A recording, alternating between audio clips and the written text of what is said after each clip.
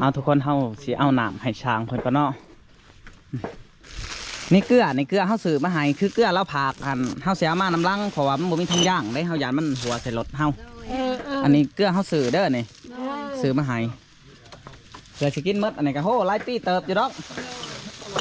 กดน้ำให้ช้างเพิ่นเนาะ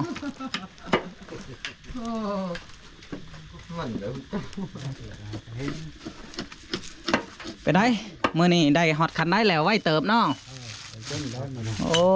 ตอนแรกนี่สิใส่เส้นกับใส่ข้าวใส่ข้าวใส่เส้นอันนี้ก็คือ3 มื้อหรือ4 มื้อบ่มื้อนี้4ได้เนาะ4นี่ทั้งหมดนี่สำเร็จหมดเลยทุกคนเนาะสำเร็จทั้งเทิงก็ใส่ข้าวก็แล้วครั้งนึงเนาะพ่อเฒ่าเนาะครั้งนึงยังครั้งนึงโดยนี่น้ำเป๊ปซี่โมเมนน้ำส้มเอ็มลอยไพซิมานเหมือนนี่เนาะไพซิมานทุกคนเพราะว่าเฮาถือให้สร้างเพิ่นกินผักพรต้นเทนทุกคนเพราะมีกำลังตอนแรกเนาะอันนี้แหละน้ำสู้กำลังกับว่าแมนเอ็มลอย50โชคมึงดูเอาดูลุงโศกลูกไพซิมานเพราะว่าเจ้าได้ซิมานเหมือนนี่ได้เมื่อวานในเจ้าเคลือบมานหน่อยหนึ่งเอาลองมึงดูบัดนี่น่าจะมานจะช่วงลอยครับปึ๊บโอ้ยแล้วบ่ถึกแล้วเนาะในน้าเราในน้าซิมานนี่แล้วมันอยู่ทางในก็วะแล้วคือกันหนังสือแล้วเนาะบ่มีใครถึงเนาะทุกคนเนาะก็คือ2 มื้อแล้วมันอยู่ในอันตกปิดไว้แล้วอยู่ในข้างนี่ด้วยบ่มีทุกคนเนาะบ่มีอันนี้ก็สิให้ผัวเอื่อยเพิ่นอ้ายเบื่อจังเลยเอาเนาะเบิ้งเฮาสิลุ้นโศกให้เด้อจับดูใจเด้อเบิ้งสิลุ้นโศกให้บางทีได้เงินหันได้เนาะทุกคนเนาะหยอกกันซื่อๆโอ้ยบ่มีเอาไปบ่มีจะกวดเลยบ่มีจะกวดนี่ทุกคนเขาซื้อของงอมาให้เธอเลยเนาะโอ้ไหวเนาะส่วนเนาะเอาสบายดีโอ้ไหวเลยเนาะโอ้มีตองห้าวใส่แล้วก็แล้วคือมาเห็ดเจาะกันในเรียนนะฮะคือพาน้ำสามาด้านคือบ่เอาออกอยู่พี่แต่มันตีจะได้เป็นยังเป็นเองโอ้ยได้บ่ได้ยุเพิ่นว่าได้ยุมันเกะกะบอลสูบเนาะทุกคนเบิ่งมาสัญญาสื่อเดี๋ยวว่าน่าบ่ถึกถึกเลยเป๊ะนี่เอาดูสูบดูบัดนี้ถืออยู่ได้โอ้น่าวันนี้ก็ไล่ลงผักปัญญังวันนี้ทุกคนนี่เนาะได้แล้ววันนี้คักแล้ววันนี้น้ำก็ใส่อยู่ต้นใส่แล้วหัวนี่สิแล้วเนาะหัวนี่เนาะทุกคนอันนี้ก็จะเป็นบอลตากป้าที่เบาสนาสื่อมาทุกคนต่างแหงไว้ให้สางกินเนาะ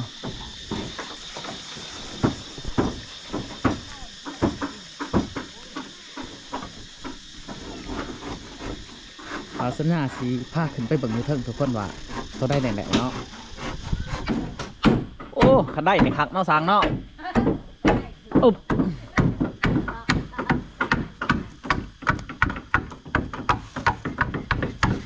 เอาเล็กซีนี่แมนบอสตัวนี้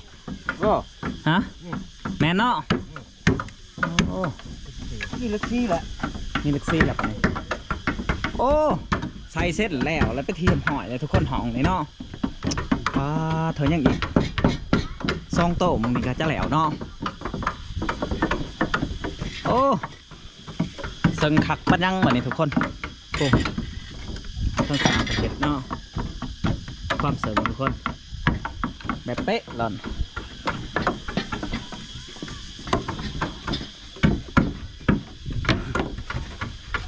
มืออื่นนี่อาจจะแอมได้เนาะ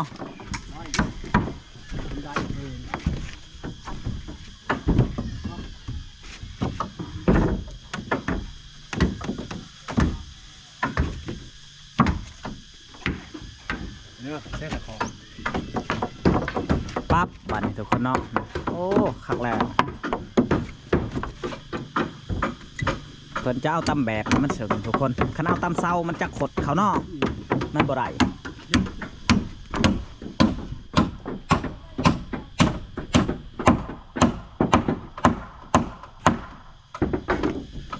FC ก็ว่าก็หาเห็นว่ะพมสางซะมาย่าวแท้ว่ะ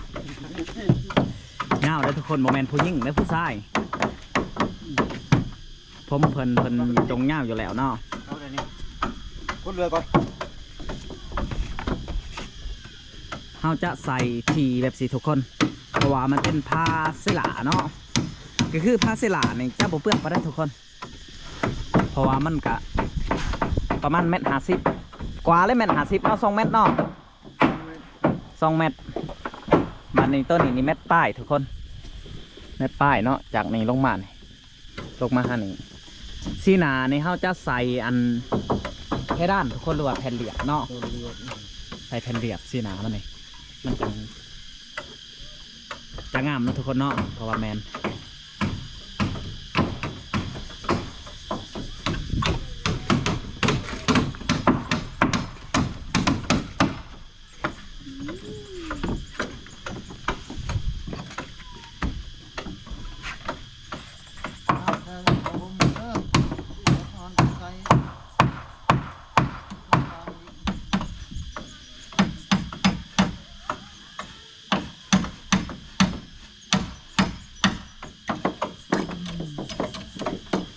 คือทางนี้แล้วทุกคนใส่เส้นเนาะก็ยังแต่เส้นทางนี้เนาะ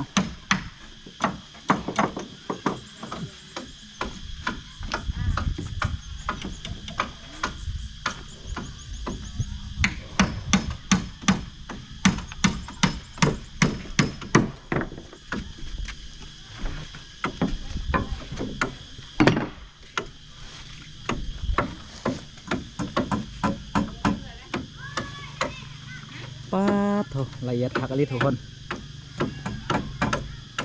ซื้อเกียบเลย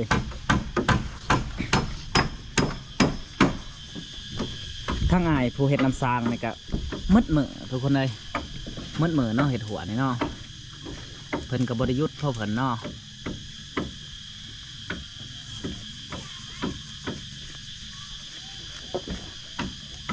บ่าวสัญญาว่าสิซื้ออันนี้แหละในหมักแป้งในหมักถั่วทุกคนก็คือในบัตรตะโนนมันบ่มีคายเนาะนอกจากเมืองส้นทุกคนเนาะเฮาสิทานสางลอกเหมือนเนาะทุกคนพอดีคนเรือก่อน โอ้พ้นเหลือยเนาะไปลงพักผ่อนก็ได้พ้นเหลือย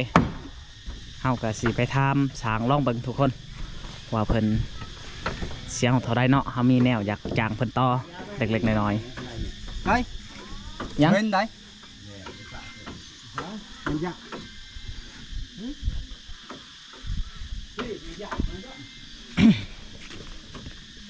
โอ้ทางลงทุกคน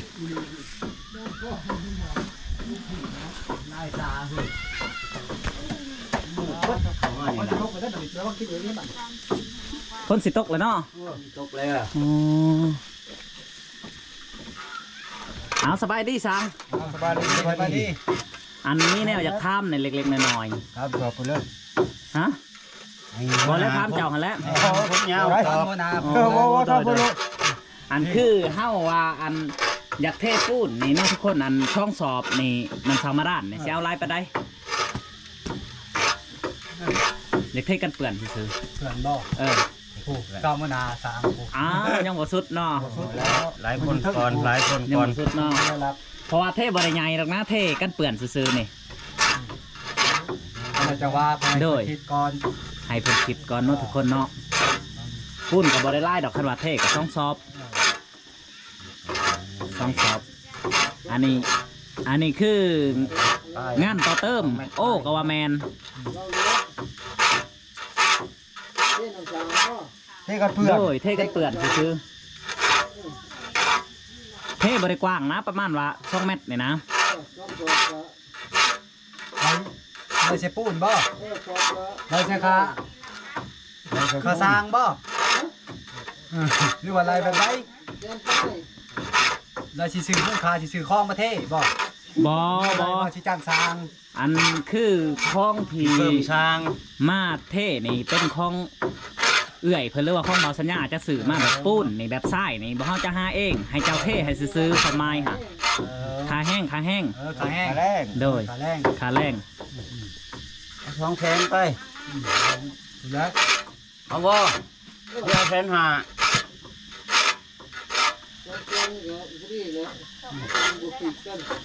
บุคี โอ้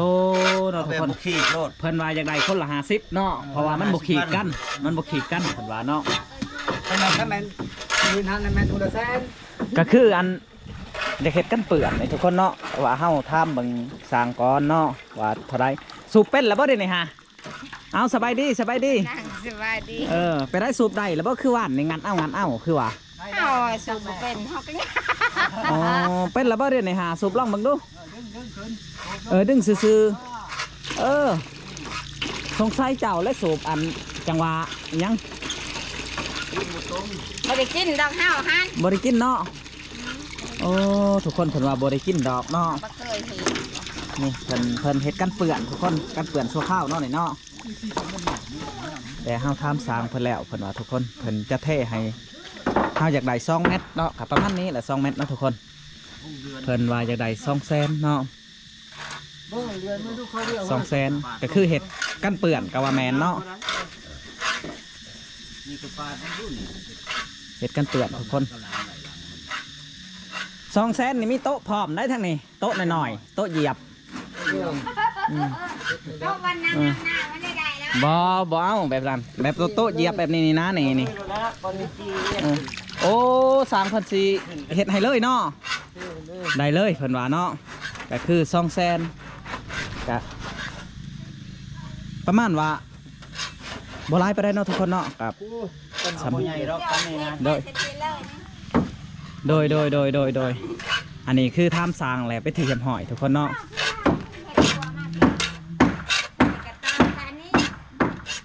วางอ้อมไปเลย เป็นได้ปลาใบเย็นบ่อยู่ในนี่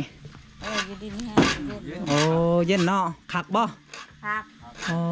เถอะดีใจบ่ ดีใจเหรอ ดีใจเนาะเพิ่นว่าก็คือทั้งเพิ่นยังสูบน้ำบ่เป็นอยู่ทุกคนเลย เอาสูบน้ำบ่เป็นแล้วทำไปยับมา เจ้าอันนั้นเด้อเจ้าสูบตอนเช้าหันหาเทือตอนเพลนหาเทือตอนแรกหาเทือเผื่อพยายามให้มันเป็นเด้เพิ่งฮัดกะว่าแมนได้เด้อวะ ได้แต่ว่า ได้เนาะโดยเพิ่นว่าได้โอ้คุดตลอดบ่เอื่อยนี่ฮะ เลย คุดตลอดทุกคนเนาะก็คือทางเฮาอยากซื้อในหมักถั่วมามันบ่มีในตะโนดท่ามแหละบาทบักใหญ่หนึงบ่มีได้คิดว่าสิมีเฮาก็เลาะถั่วมันหันบ่มีในหมักถั่ว มันบ่อยากมีแบบว่ามันเป็นบ้านนอก เขาเจ้าบ่อยากขายเนาะ เลยจะบ่อยากค้า ว่าง่ายๆว่ามันคือขายหยากเนาะ เลย มันขายหยากทุกคน แบบว่ามันอยู่บ้านนอก โดยก็คือพุ่นแหละบ่าวสัญญาไปเมืองส้นพุ่นแหละจังสิซื้อมาให้เพิ่นก็คืออย่างไรในช่างแหน่คิดว่า ในผักกาดในผักบงแล้วก็ในผักหอมป้อม หมักถั่วเนาะ เลย ในหมักถั่วทุกคน หัวแป้งถูกย่องเด้อ แป้ง แนวเครื่องทุกคนกินเฮาใส่กับตัว แมนก็จะปลูกไว้ทุกคนเพราะว่าส่วนก็เริ่มแล้วเนาะก็ว่าแมน เพิ่นว่าตัวเฮาบ่ผลิตบ่เป็นเลยปลูก ส่วนใกล้ๆสิแล้วแหละ ใกล้สิแล้วแหละ โดยมื้ออื่นแล้วมื้อแรกนี่แหละมื้ออื่นก็ปลูกได้แล้ว โอ้ไผเห็ดอันหางบนอาบน้ำฮะ กับพื้นนั่นแหละพัวไปเลย โอ้เล่านี้ เลย ขนาดพี่ก้านนะทุกคนนี่เพิ่นยังเห็ดได้เนาะ เลย ก้มได้บ่ก้มนี่ โอ้นั่งเยอะๆบ่ได้ นั่งยองๆบ่ได้เนาะโอ้ ข้าวก็ได้ดีได้เอาที่งานเลย บัดสินั่งแล้วฉันเห็ดได้ไหมบ่ได้นั่ง มากระเจี๊ยบแข้งนี่แหละ แข่ง ข้าวก็เจ็บ แบบนั่งยองๆนี่บ่ได้เลย ได้ โอ้บ่ได้เนาะทุกคนเนาะเพิ่นเจ็บมันเจ็บบ่ บ่ก็บ่เจ็บมันมีแต่เข่งซื่อ มันมีแต่แข็งซื่อๆเนาะ มันทับอะไร บ่ดีว่า บ่มันบ่ได้ฮัดเขาซักยาถึงเส้นนะแต่น้อง เนาะ บ่มีเงินมีคำก็เลยก็บ่ได้เอาไปปัว โอ้พ่อแม่บ่มีเงินมีคำก็เลยบ่ได้เอาไปปัว โดยมัน แล้วก็พิการมาเลย โดยพิการมาเลย ชักยาที่ไข่นี่บ่ไอ โดยสักยาที่ไข่ตะกี้มันเป็นหมอบ้านนะมัน หมอบานเนาะ โดย เขาจะเอาพัดซักถึกเซน โดยสักสิเซนเลยพ่อแม่ก็บ่มีเงินครับนั่นถูกยาอีก โอ้ซักถึกเซนนี่เป็นเนาะ เป็นหมากสิบปุ๊บแค่ปากไปยังพุ่งอีช่างนะวะ วัน ก็ ก็ โด โด น น เลย เป็น ก็ต้องมา เป็ คุ น ดยิง กันทั้งร้านคือคนในบ้าน คนแบบแรงวะ เป็นไร กล้านี่แหละ อืม แล้วไปกันคืน เอามือไปได้แข่งข้าอย่างไร เป็นเตี้ยนะ เมียไม่งามบ่ง่าเมียก็ได้ โอ้โดย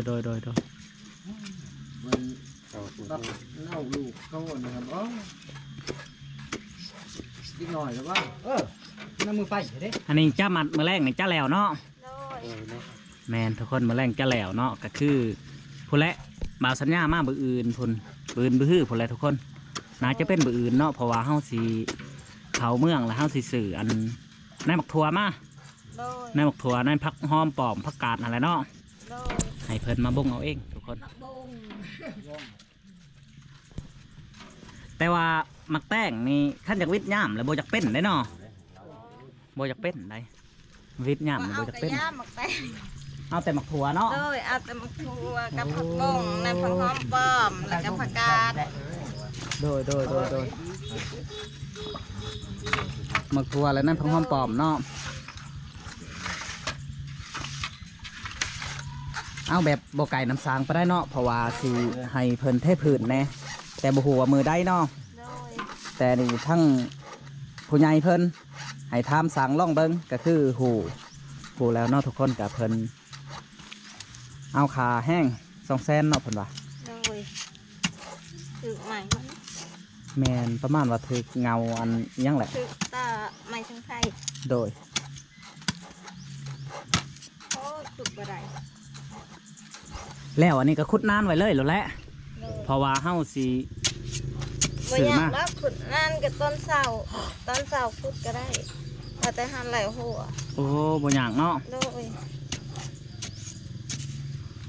เมื่อว่าหลายคนขุดปลูกขุดซอย โดยลูกคุดซอยเนาะ โดยเขาก็อยากเห็นให้มันแล้วอยากปลูกให้มันทันแบบว่าทันน้ำทันเขากินนะ โดย เขาก็บ่อยากไปหาข้อมูลอีก แมนและเพราะว่าเฮาได้นำใส่เลย น้ำสร้างเขาก็มีเงินเขาก็มีเลย โดย เขาก็อยากปลูกทั้งของเขาเอง